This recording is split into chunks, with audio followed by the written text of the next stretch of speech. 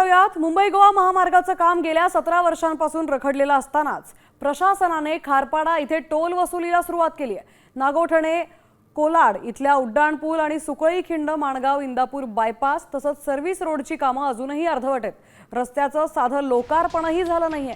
असं असतानाही टोल वसुली मात्र सुरू करण्यात आली आहे आणि या प्रकारामुळे स्थानिकांनी तीव्र संताप व्यक्त केला आहे। दरम्यान खारपाडा टोल नाक्यावरून थेट आढावा घेत आहेत आमचे प्रतिनिधी सचिन कदम। आपण जर का मुंबई गोवा महामार्गावरनं प्रवास करत असाल तर आपल्याकरता महत्त्वाची बातमी आहे, कारण मुंबई गोवा महामार्गाचं काम अपूर्ण असताना खारपाडा जिल्हा जो टोल नाका आहे तो सुरू झालेला आहे। आत्ता आपण मुंबई गोवा महामार्गाच्या खारपाड्याच्या टोल नाक्यावर आहोत।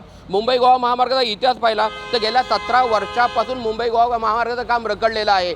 तर इथल्या महत्त्वाची मागणी अशी आहे की या परिसरामधला रस्ता आहे तो पुन्हा एकदा चांगला झाला पाहिजे, नंतरच टोल वसुली करा। आत्ता जर का पाहिलं तर महत्त्वाचा प्रश्न एवढाच पडतो की मुंबई गोवा महामार्ग सुरू होताना तारीख पे तारीख दिली जाते आहे, अजूनही रस्ता पूर्ण नाही आणि अशा परिस्थितीमध्ये मुंबई गोवा महामार्गाला शासनामार्फत टोल वसुली केली सुरू झाली, हा महत्त्वाचा प्रश्न या ठिकाणी आपल्याला उपस्थित होतोय। सचिन कदम, साम टीव्ही, रायगड।